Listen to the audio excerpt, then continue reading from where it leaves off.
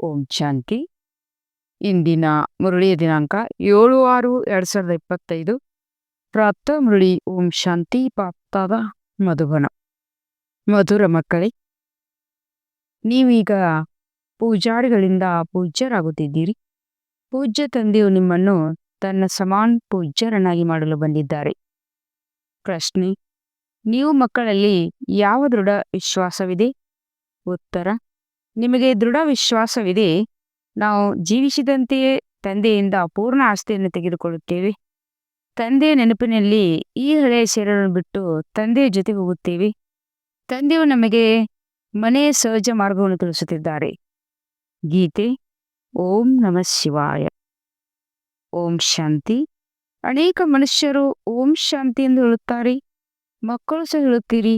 ಒಳಗಿರುವ ಆತ್ಮವು ಓಂ ಶಾಂತಿ ಎಂದು ಹೇಳುತ್ತದೆ. ಆದರೆ ಆತ್ಮರು ತನ್ನನ್ನಾಗಲಿ ತಂದೆಯನ್ನಾಗಲಿ ಯಥಾರ್ಥವಾಗಿ ಯಾರೂ ತಿಳ್ಕೊಂಡಿಲ್ಲ. ಬಲೆ ಕೂಗುತ್ತಾರೆ, ಆದರೆ ತಂದೆ ತಿಳಿಸುತ್ತಾರೆ, ನಾನು ಯಾರಾಗಿದ್ದೇನೆ, ಹೇಗಿದ್ದೇನೆಯೋ ಹಾಗೇ ಯಥಾರ್ಥವಾಗಿ ತಿಳಿದುಕೊಂಡಿರಲಿಲ್ಲ.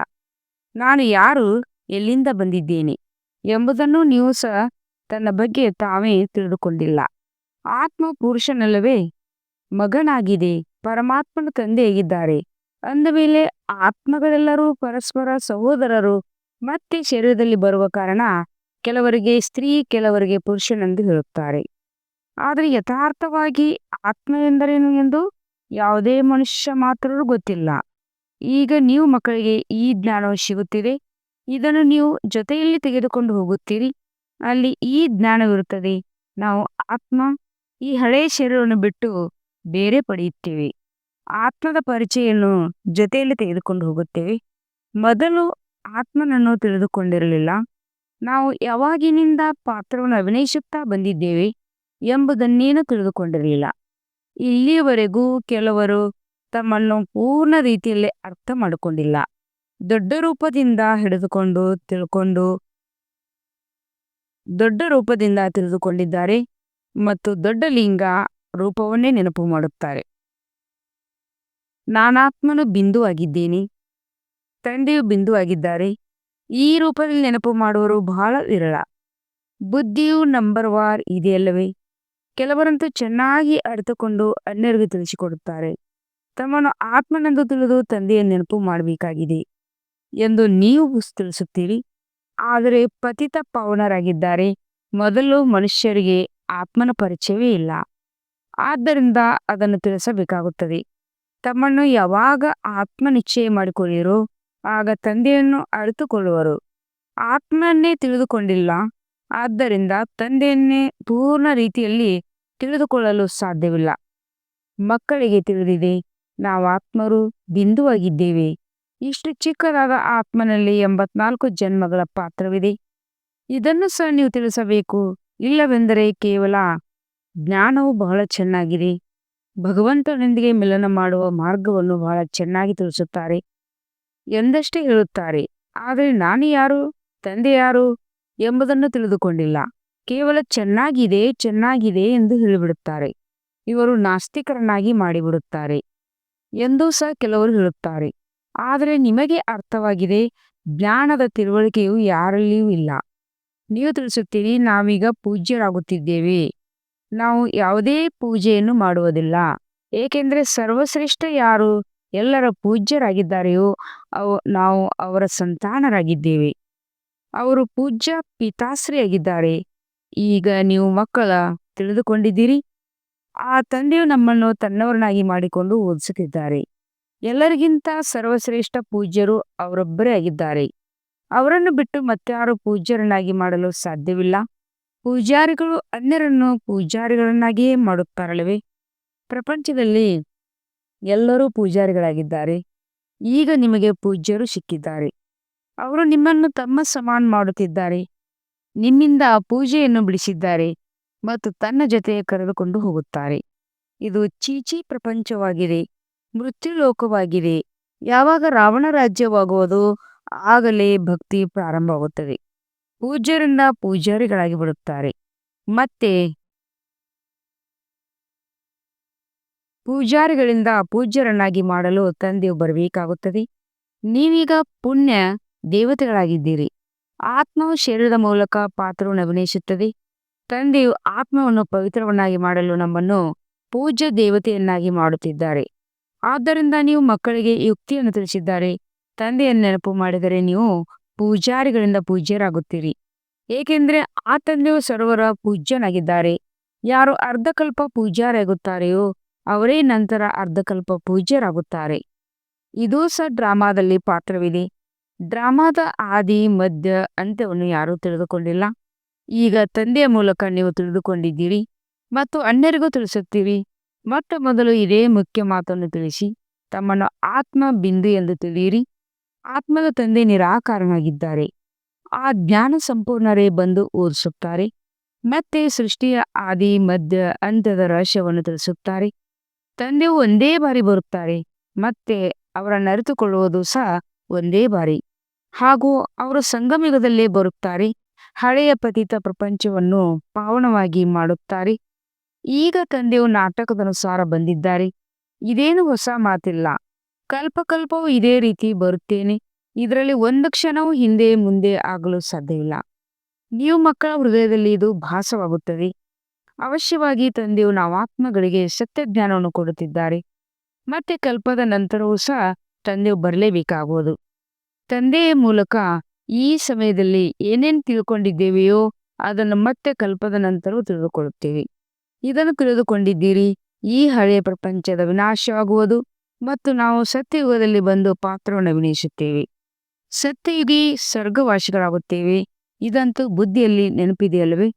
ನೆನಪಿದ್ದಾಗ ಖುಷಿ ಇರುತ್ತದೆ. ಇದು ವಿದ್ಯಾರ್ಥಿ ಜೀವನವಾಗಿದೆ. ನಾವು ಸ್ವರ್ಗವಾಸಿಗಳಾಗಲು ಓದುತ್ತಿದ್ದೇವೆ. ವಿದ್ಯಾಭ್ಯಾಸವು ಪೂರ್ಣವಾಗುವವರೆಗೂ ಈ ಖುಷಿಯ ಸ್ಥಿರವಾಗಿರಬೇಕು. ತಂದೆಯು ತಿಳಿಸುತ್ತಲೇ ಇರುತ್ತಾರೆ. ಯಾವಾಗ ವಿನಾಶಕ್ಕಾಗಿ ಎಲ್ಲ ಸಾಮಗ್ರಿಗಳು ತಯಾರಾಗುವವೋ ಆಗ ನಿಮ್ಮ ವಿದ್ಯಾಭ್ಯಾಸವು ಮುಕ್ತವಾಗುವುದು. ಆಗ ಅವಶ್ಯವಾಗಿ ಬೆಂಕಿ ಬೀಳುವುದಿದೆ ಎಂದು ನಿಮಗೆ ಅರ್ಥವಾಗಿದೆ. ತಯಾರಿಗಳಂತೂ ಆಗುತ್ತಿರುತ್ತದೆ ಅಲ್ಲವೇ? ಪರಸ್ಪರ ಎಷ್ಟೊಂದು ದೇಶಗಳಾಗಿರುತ್ತಾರೆ. 4 ಕಡೆ ಭಿನ್ನ ಭಿನ್ನ ಪ್ರಕಾರದ ಸೈನ್ಯಗಳಿವೆ. ಎಲ್ಲರೂ ಹೊಡೆದಾಡುವುದಕ್ಕಾಗಿ ತಯಾರಾಗುತ್ತಾ ಇರುತ್ತಾರೆ. ಯಾವುದಾದರೊಂದು ಇಂಥ ತೊಡಕುಂಟು ಮಾಡುತ್ತಾರೆ. ಆದ್ದರಿಂದ ಅವಶ್ಯವಾಗಿ ಯುದ್ಧವಾಗುವುದು. ಕಲ್ಪದ ಹಿಂದಿನಂತೆ ವಿನಾಶವಂತೂ ಆಗಲೇಬೇಕಾಗಿದೆ. ನೀವು ಮಕ್ಕಳು ನೋಡುತ್ತೀರಿ. ಮೊದಲು ಸಹ ಮಕ್ಕಳು ನೋಡಿದ್ದೀರಿ. ಒಂದು ಕಿರಿಯಿಂದ ಎಷ್ಟೊಂದು ಯುದ್ಧವಾಗಿತ್ತು. ಒಬ್ಬರು ಇನ್ನೊಬ್ಬರನ್ನು ಹೆದರಿಸುತ್ತಾ ಇರುತ್ತಾರೆ. ಈ ರೀತಿ ಮಾಡಿ, ಇಲ್ಲವೆಂದರೆ ನಾವು ಈ ಬಾಂಬನ್ನು ಹಾಕಿಬಿಡುತ್ತೇವೆ ಎಂದು. ಮೃತ್ಯುವು ಸಮ್ಮುಖದಲ್ಲಿ ಬಂದಾಗ ಅವರು ಆ ಕೆಲಸವನ್ನು ಮಾಡದೇ ಇರಲು ಸಾಧ್ಯವೇ ಆಗುವುದಿಲ್ಲ. ಮೊದಲು ಸಹ ಯುದ್ಧವಾಗಿತ್ತು. ಆಗ ಬಾಂಬ್ಗಳನ್ನು ಹಾಕಿದ್ದರು. ಇದೆಯಲ್ಲವೇ? ಈಗಂತೂ ಸಾವಿರಾರು ಬಾಂಬ್ಗಳಿವೆ. ನೀವು ಮಕ್ಕಳು ಇದನ್ನು ಅವಶ್ಯವಾಗಿ ತಿಳಿಸಬೇಕು. ಈಗ ಎಲ್ಲರನ್ನೂ ಹಿಂತಿರುಗಿ ಕರೆದುಕೊಂಡು ಹೋಗಲು ತಂದೆಯೇ ಬಂದಿದ್ದಾರೆ. ಹೇ ಪತಿತ ಪಾವನ, ಬನ್ನಿ, ಈ ಚೀಚಿ ಪ್ರಪಂಚದಿಂದ ಪಾವನ ಪ್ರಪಂಚಕ್ಕೆ ಕರೆದುಕೊಂಡು ಹೋಗಿ ಎಂದು ಎಲ್ಲರೂ ಕೂಗುತ್ತಿದ್ದಾರೆ. ನೀವು ಮಕ್ಕಳ ತಿಳಿದುಕೊಂಡಿದ್ದೀರಿ. ಪಾವನ ಪ್ರಪಂಚಗಳು 2 ಇವೆ, ಮುಕ್ತಿ ಮತ್ತು ಜೀವನ್ಮುಕ್ತಿ. ಎಲ್ಲ ಆತ್ಮಗಳು ಪವಿತ್ರರಾಗಿ ಮುಕ್ತಿಧಾಮಕ್ಕೆ ಹೊರಟು ಹೋಗುತ್ತಾರೆ. ಈ ದುಃಖಧಾಮದ ವಿನಾಶವಾಗುತ್ತದೆ. ಇದಕ್ಕೆ ಮೃತ್ಯುಲೋಕವೆಂದು ಹೇಳುತ್ತಾರೆ. ಮೊದಲು ಅಮರಲೋಕವಾಗಿತ್ತು. ಚಕ್ರವನ್ನು ಸುತ್ತುತ್ತಾ ಹೇಗೆ ಮೃತ್ಯುಲೋಕದಲ್ಲಿ ಬಂದಿದ್ದೇವೆ, ಮತ್ತೆ ಅಮರಲೋಕದ ಸ್ಥಾಪನೆಯಾಗುತ್ತಿದೆ. ಅಲ್ಲಿ ಯಾವುದೇ ಅಕಾಲ ಮೃತ್ಯುವಿಲ್ಲ. ಆದ್ದರಿಂದ ಅದಕ್ಕೆ ಅಮರಲೋಕವೆಂದು ಹೇಳಲಾಗುತ್ತದೆ. ಶಾಸ್ತ್ರಗಳಲ್ಲಿಯೂ ಈ ಅಕ್ಷರವಿದೆ. ಆದರೆ ಯಥಾರ್ಥ ರೀತಿಯಿಂದ ಯಾರೂ ತಿಳಿದುಕೊಂಡಿಲ್ಲ. ಇದನ್ನು ಸಹ ನೀವೇ ತಿಳಿದುಕೊಂಡಿದ್ದೀರಿ. ತಂದೆಯು ಬಂದಿದ್ದಾರೆಂದು ಮೃತ್ಯುಲೋಕದ ವಿನಾಶವು ಖಂಡಿತ ಆಗಲೇಬೇಕಾಗಿದೆ. ಇದು 100% ನಿಶ್ಚಿತವಾಗಿದೆ. ತಂದೆಯು ತಿಳಿಸುತ್ತಿದ್ದಾರೆ, ತಮ್ಮ ಆತ್ಮವನ್ನು ಯೋಗ ಬಲದಿಂದ ಪವಿತ್ರ ಮಾಡಿಕೊಳ್ಳಿ. ನನ್ನನ್ನು ನೆನಪು ಮಾಡಿದರೆ ವಿಕರ್ಮ ವಿನಾಶವಾಗುವುದು. ಆದರೆ ಇದನ್ನೂ ಸಹ ಮಕ್ಕಳು ನೆನಪು ಮಾಡುವುದಿಲ್ಲ. ತಂದೆಯಿಂದ ಆಸ್ತಿ ಅಥವಾ ರಾಜ್ಯಭಾಗ್ಯವನ್ನು ಪಡೆಯುವುದರಲ್ಲಿ ಪರಿಶ್ರಮ ಇದೆಯಲ್ಲವೇ? ಸಾಧ್ಯವಾದಷ್ಟು ನೆನಪಿನಲ್ಲಿರಬೇಕಾಗಿದೆ. ತಮ್ಮನ್ನು ನೋಡಿಕೊಳ್ಳಿ. ಎಷ್ಟು ಸಮಯ ನೆನಪಿನಲ್ಲಿರುತ್ತೇವೆ ಮತ್ತು ಎಷ್ಟು ಜನರಿಗೆ ನೆನಪು ತರಿಸುತ್ತೇನೆ. ಮನ್ಮನಾಭವ. ಇದಕ್ಕೆ ಮಂತ್ರವೆಂದೂ ಹೇಳಲಾಗುವುದಿಲ್ಲ. ಇದು ತಂದೆಯ ನೆನಪಾಗಿದೆ. ದೇಹಾಭಿಮಾನವನ್ನು ಬಿಡಲೇಬೇಕಾಗಿದೆ. ನೀವು ಆತ್ಮರಾಗಿದ್ದೀರಿ. ಇದು ನಿಮ್ಮ ರಥವಾಗಿದೆ. ಇದರಿಂದ ನೀವು ಎಷ್ಟೊಂದು ಕೆಲಸ ಮಾಡುತ್ತೀರಿ. ಸತ್ಯಯುಗದಲ್ಲಿ ನೀವು ದೇವಿ ದೇವತೆಗಳಾಗಿ ಹೇಗೆ ರಾಜ್ಯ ಮಾಡುತ್ತೀರಿ ಎಂಬ ಅನುಭವವನ್ನು ನೀವು ಮಾಡುತ್ತೀರಿ. ಆ ಸಮಯದಲ್ಲಿ ನೀವು ಸಂಪೂರ್ಣ ಆತ್ಮಾಭಿಮಾನಿಗಳಾಗುತ್ತೀರಿ. ಈ ಶರೀರಕ್ಕೆ ವಯಸ್ಸಾಗಿದೆ, ಆದ್ದರಿಂದ ಇದನ್ನು ಬಿಟ್ಟು ಹೊಸದನ್ನು ತೆಗೆದುಕೊಳ್ಳುತ್ತೇವೆ ಎಂಬ ಆತ್ಮವು ಹೇಳುತ್ತದೆ. ದುಃಖದ ಮಾತೇ ಇರುವುದಿಲ್ಲ. ಇಲ್ಲಂತೂ ಶರೀರವು ಬಿಟ್ಟು ಹೋಗಬಾರದೆಂದು ವೈದ್ಯರು ಔಷಧಿಗಳನ್ನು ಕೊಟ್ಟು ಎಷ್ಟು ಪರಿಶ್ರಮ ಪಡುತ್ತಾರೆ. ಮಕ್ಕಳಿಗೆ ಕಾಯಿಲೆ ಇತ್ಯಾದಿಗಳಲ್ಲಿಯೂ ಹಳೆಯ ಶರೀರದಿಂದ ಎಂದೂ ಬೇಸರ ಉಂಟಾಗಬಾರದು, ಏಕೆಂದರೆ ನಿಮಗೆ ಅರ್ಥವಾಗಿದೆ, ಈ ಶರೀರದಲ್ಲಿದ್ದಂತೆಯೇ ತಂದೆಯಿಂದ ಆಸ್ತಿಯನ್ನು ತೆಗೆದುಕೊಳ್ಳಬೇಕಾಗಿದೆ. ಶಿವತಂದೆಯ ನೆನಪಿನಿಂದ ಪವಿತ್ರವಾಗಿ ಬಿಡುತ್ತೀರಿ. ಇದು ಪರಿಶ್ರಮವಾಗಿದೆ, ಆದರೆ ಮೊದಲು ಆತ್ಮವನ್ನು ಅರಿಯಬೇಕಾಗಿದೆ. ಮುಖ್ಯವಾಗಿ ನಿಮ್ಮದು ನೆನಪಿನ ಯಾತ್ರೆಯಾಗಿದೆ.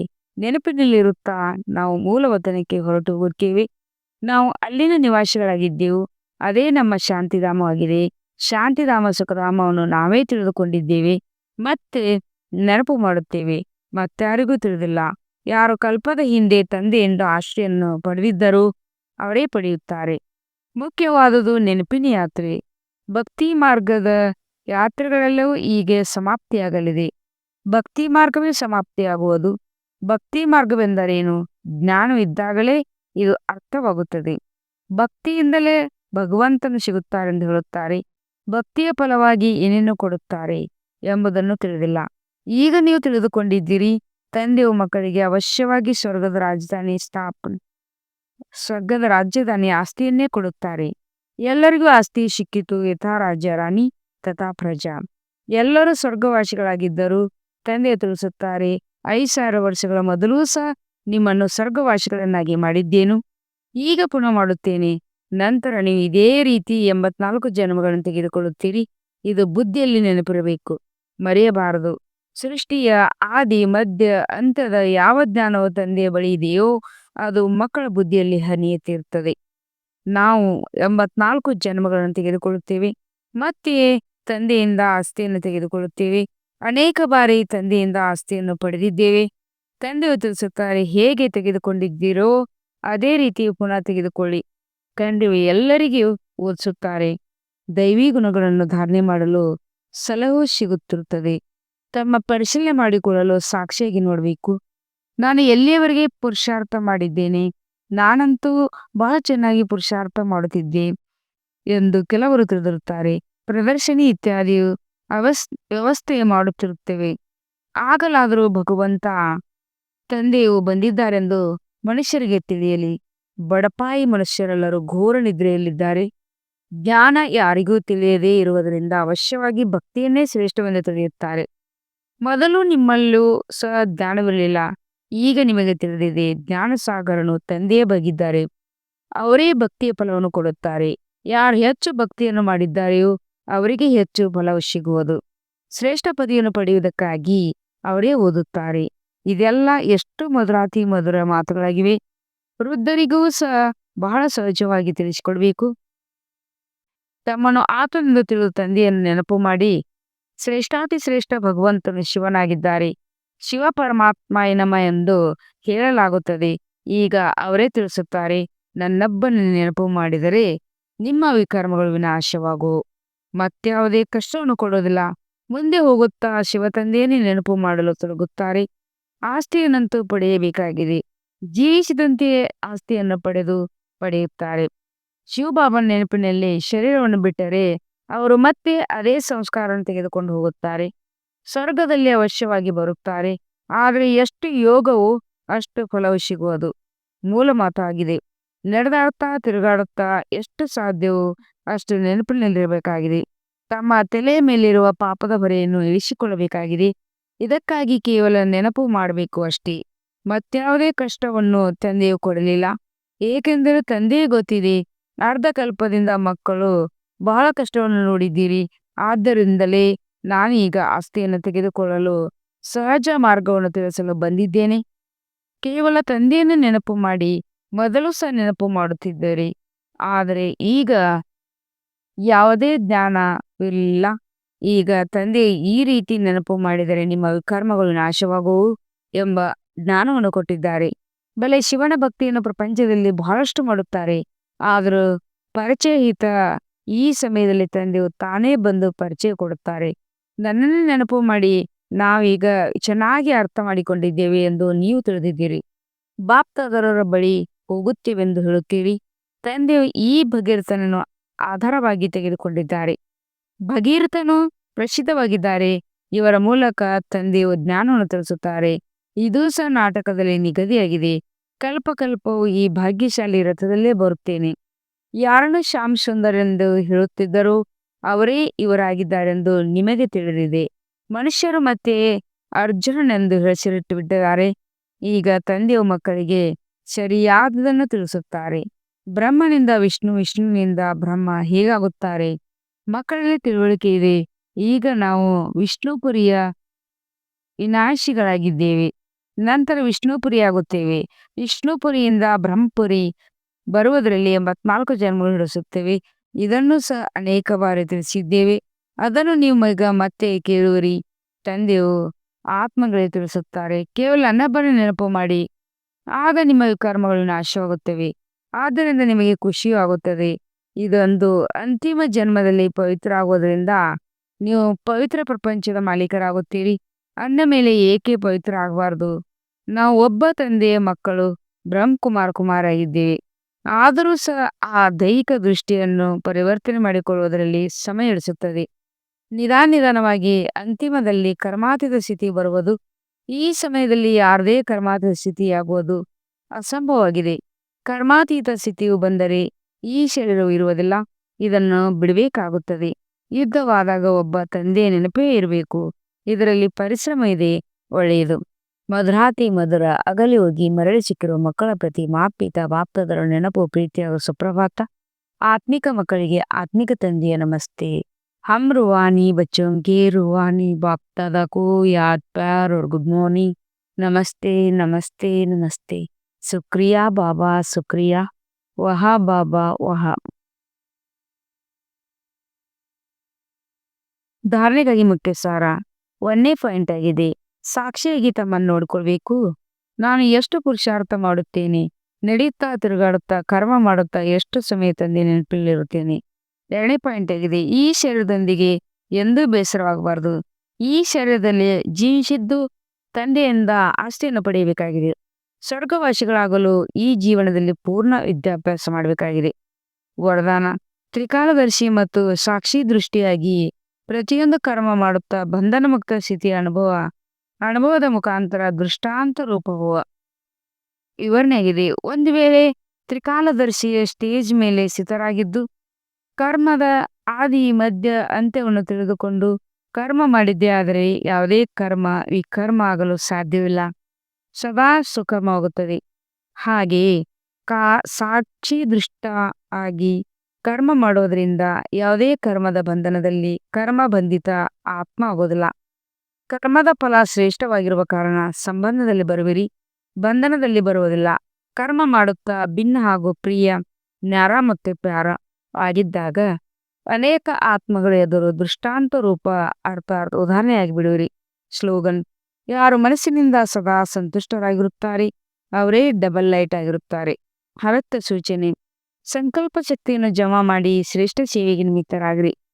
ಸ್ವಯಂವನ್ನು ಶ್ರೇಷ್ಠ ಸಂಕಲ್ಪಗಳಿಂದ ಸಂಪನ್ನರನ್ನಾಗಿ ಮಾಡಿಕೊಳ್ಳುವುದಕ್ಕಾಗಿ ಟ್ರಸ್ಟಿ ಆಗಿರಿ. ಟ್ರಸ್ಟಿ ಆಗುವುದು ಎಂದರೆ ಡಬಲ್ ಲೈಟ್ ಪರಿಷ್ಠ ಆಗುವುದು. ಇಂಥ ಮಕ್ಕಳ ಪ್ರತಿಯೊಂದು ಶ್ರೇಷ್ಠ ಸಂಕಲ್ಪ ಸಫಲವಾಗುವುದು. ಒಂದು ಶ್ರೇಷ್ಠ ಸಂಕಲ್ಪ ಮಕ್ಕಳದು ಹಾಗೂ 1000 ಶ್ರೇಷ್ಠ ಸಂಕಲ್ಪ ಫಲ ತಂದೆಯ ಮೂಲಕ ಪ್ರಾಪ್ತಿಯಾಗುವುದು. 1ಕ್ಕೆ 1000ದಷ್ಟು ಸಿಗುತ್ತದೆ. ಓಂ ಶಾಂತಿ.